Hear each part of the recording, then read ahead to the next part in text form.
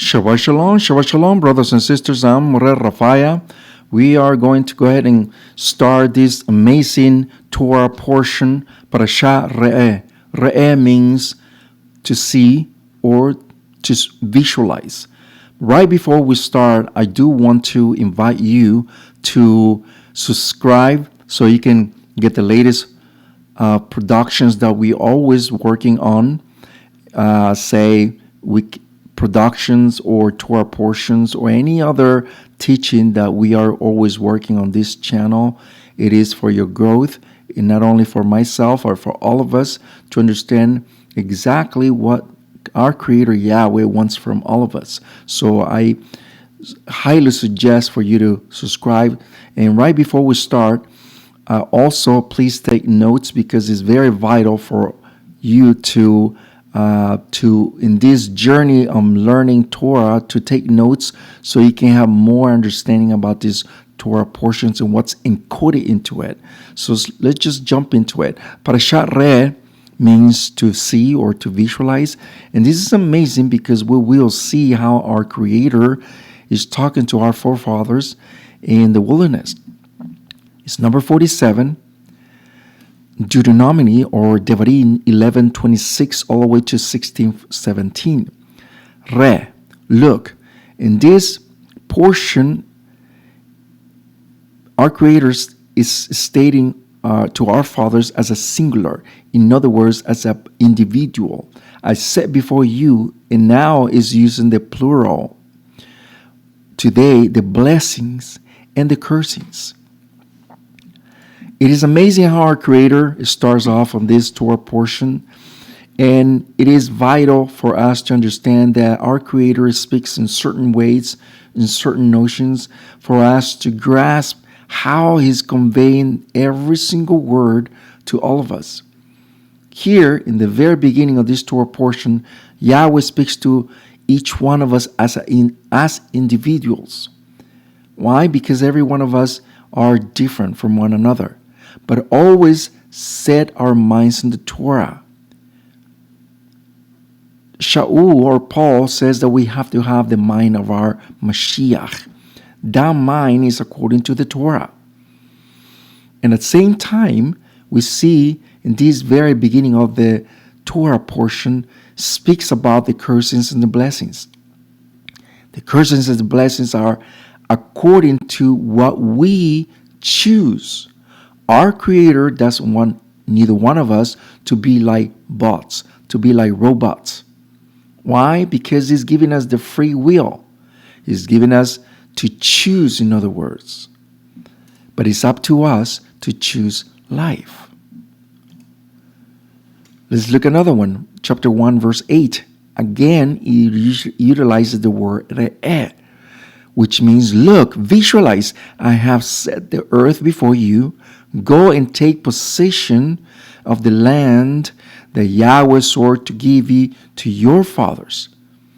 In other words, our Creator wants each one of us to visualize our future. Is it good? Is it good for our lives? Is it good for our families? Of course it is.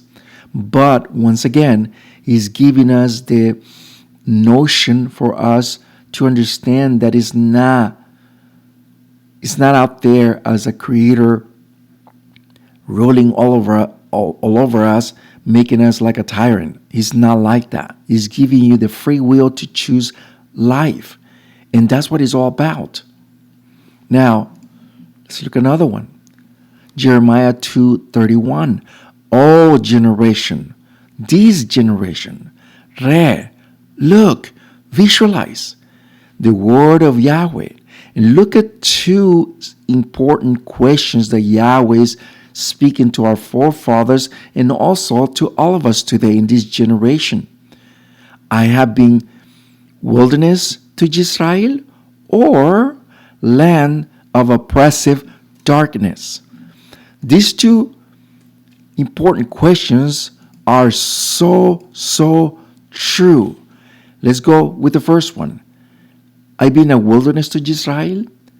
The question is, where was our forefathers at before they landed in the wilderness. They were in the slavery.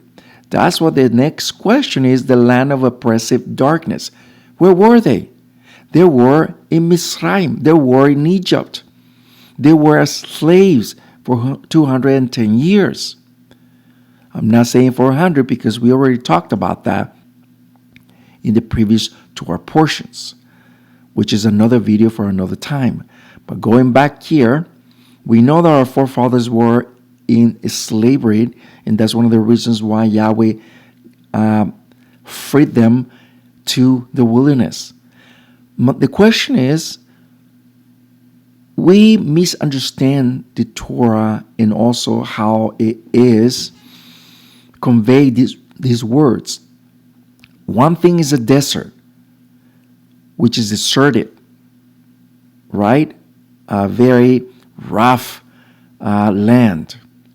But another thing is wilderness. The wilderness is not a desert. Two different things. Please look it up. You will see what I'm saying. The wilderness is in the woods. It's where the harmony is. It's where animals are. Why do you think that every citizen that lives here in America or any other place around the world, they always, if we live in the city, we always like to get out of here, get out of the city. And where do we head it to? We usually head to the woods, to the wilderness, because we find peace there. We find tranquility. We find the equilibrium, the harmony of things, the animals. And that's why our forefathers were. That's where our Creator got them out, to try them, to test them there.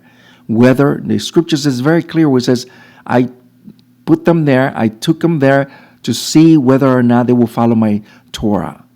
And exactly what happened.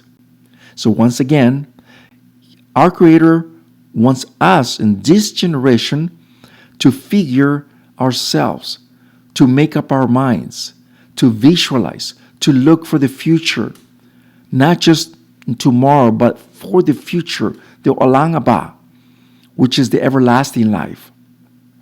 Do we want to be with Mashiach? Do we want to wait for the Mashiach, which is literally around the corner? It is all up to you, to me, to choose what we want.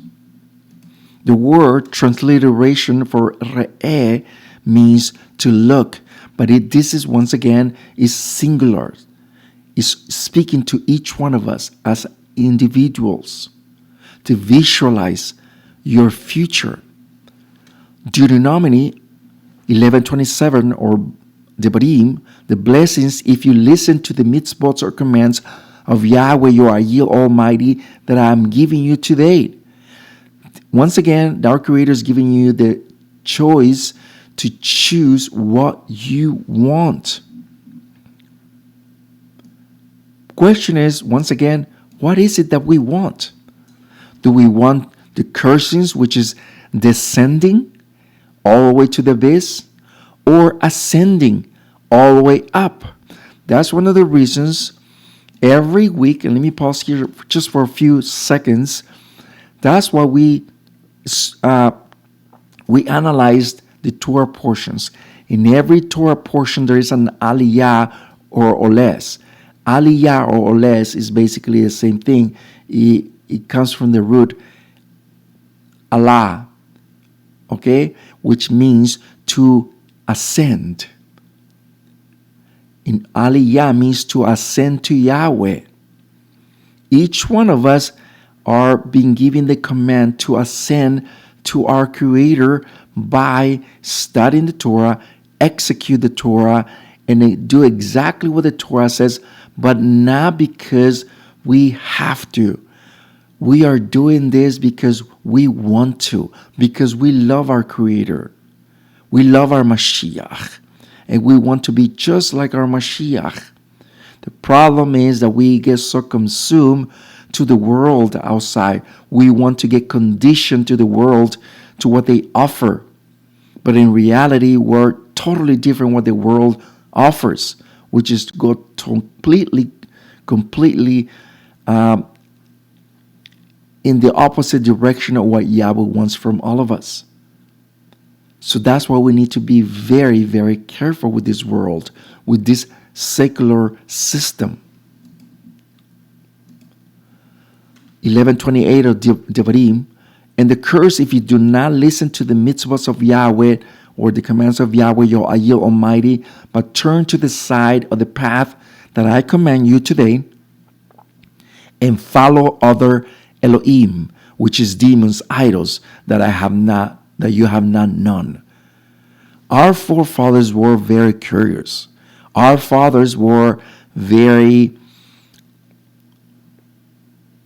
what's the word that I'm looking for right now? The word is very stubborn. They still want to go back just like they were in Egypt, following their idols, their Elohim. And now that they come to this new land, they want to find out what they worship. They worship Baal. They worship Moloch. They worship Asherah.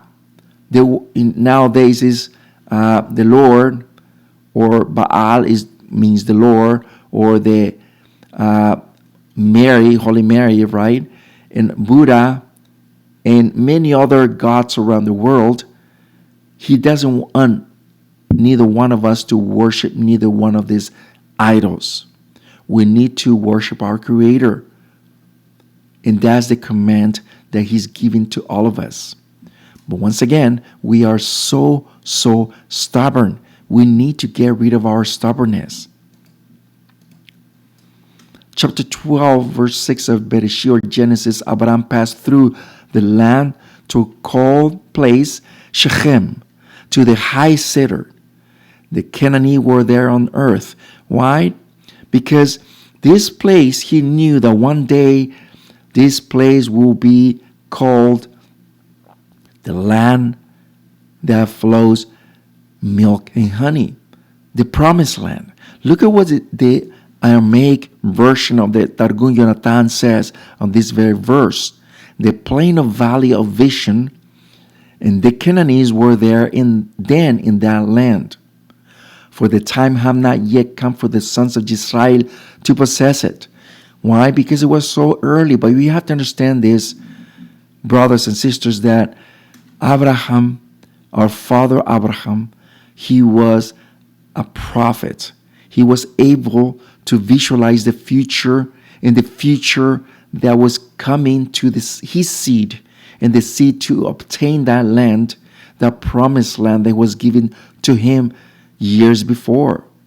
But once again, he was visualizing all this. Let me give you a little hint of what we're talking about. Here, where Moshe was standing, right in the middle, or where you see Shechem, it was almost like an amphitheater because everyone was able to hear everywhere because each mountain was facing each other. Mountain Gerizim and Mountain Ebal, where the curses and blessings were. But right below where you see Shechem, he was able to shout the curses and the blessings right below that. And once again, everyone was able to hear like an amphitheater. And that was the effect that made that until this day. Here in this land, once again, Abraham, our father Abraham, lived. He wasn't far from it. Isaiah 49 verse 6, or Ishayahu, he has said, "It is a great thing for you to be my servant, to establish the tribes of Jacob, and regain the dispersion of Israel. I have given you the covenant to a people. I will also make you a light to the nations, so that my salvation may spread to the ends of the earth." Here is the command that Yahweh is giving to the servant, his servant, right here where the laser is pointing at. Who is the servant? That is the question. And that servant is none less of our Mashiach, Yahushua. He is the servant of Yahweh, No wonder why Mashiach says the servant cannot be greater than his master. Who is the master? Yahweh. Who is the servant? Mashiach. He was referring to himself. There's so many verses where Yahweh refers to his son as his servant to fulfill the command that Yahweh has given since the beginning of creation. Look at what it says here, and it has a lot to do with you and I. Jeremiah 31 verse 6, for it is a day when the ones who calls the rangers in the mountains of Ephraim will call, get up and go up to Zion, to Yahweh Almighty. Here is a mandate. Here is a command that Yahweh is giving to these guards of the mountains of Ephraim. Who are these guards? You and I. But look at what it says here in the Hebrew where it says rangers or guards. For it is a day when the ones who calls the Notzerim, do you see that? Notzerim, which is translated guards, in the mountains of the Ephraim will call. You and I have been called to do the same in this very age. You and I have been called to call Ephraim. To call Ephraim, and call the Yahweh is calling to all of us. It is your responsibility. It is my responsibility that is given to all of us. It's a mandate for the northern kingdom. That is, they are called the Notzerim. Let me give you more so you won't think I'm making it up. The word Natsir means to keep, to guard, to say. But look at this word. It comes from the root netzer, which is a shoot. Let's look for more. 31 verse. Let's go a little bit forward. Isaiah or Yeshayahu 60 verse 21. All the people will be tzaddikim or righteous. They will inherit the earth forever. They will be the netzer, the branch that I planted, the work of their hands to pa'al, to decorate. You see that? This is a mandate for each one of us to understand, to spread to the rest of the nations. But here we are called the netzer, the branch. Just like Mashiach is being called, we are depend upon our Mashiach. Without him, we're nothing. Why do you think the Mashiach is being called the title Yoshua HaNetzerit? Why? Same happened, if you want to look in the book of Acts 23 or 24, the Pharisees are referring to Shaul or Paul as the ringleader of the Netzer group, the Netzer school of thought or school of Torah. So all this, the whole time, we never been called the Christians. We never been called Messianics. We always been called the Netzerim. Why? Because we come from that school of thought, that school of thought of Torah of our Mashiach. Remember that in the first century there were a lot of school of thoughts. There was the Pharisees, there was the Heronians. Okay, there were many school of thoughts of Torah. Mashiach brought his own school, the school of thought of Netzerim. So we can talk more and more. You will see that we're not making this up. Matthew 13 verse 6. When the sun was hot and her, she caught fire and dried up because she had no netzer. Do you see that? No renewal, no branch, no guard. Each one of us are called to have this within us, to have this fire, to have this mandate from Yahweh to keep going. But if we give up, then there is no root at all. And I'm going to prove it to you in this right moment. 13:21. This is the parable of the sower. But he is without netzer. You see that? Renewal, hold, guard. And in confusion, and when the little sorrow and trouble comes to them, Satan or Satan will make them forget the word of the mighty one from their hearts. And it's exactly what the parable of the sower says. Each one of us have started off very good, but some people have started off very good and wind up very bad. For a little trouble monetarily or financially or emotionally or any other problems, Satan always try to make them forget the word of Torah. And a lot of people always come to our synagogue thinking that they are looking for work, looking for a job, looking for to be healed. We all look for that, brothers and sisters. But what Yahweh wants from us is to learn Torah and execute, and the rest is going to come at it. Yahweh knows about this, but he wants for you to look that first.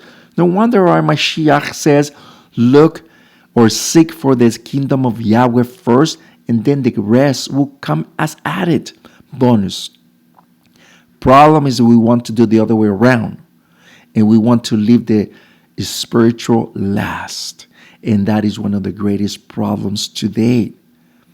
And that's not a good thing.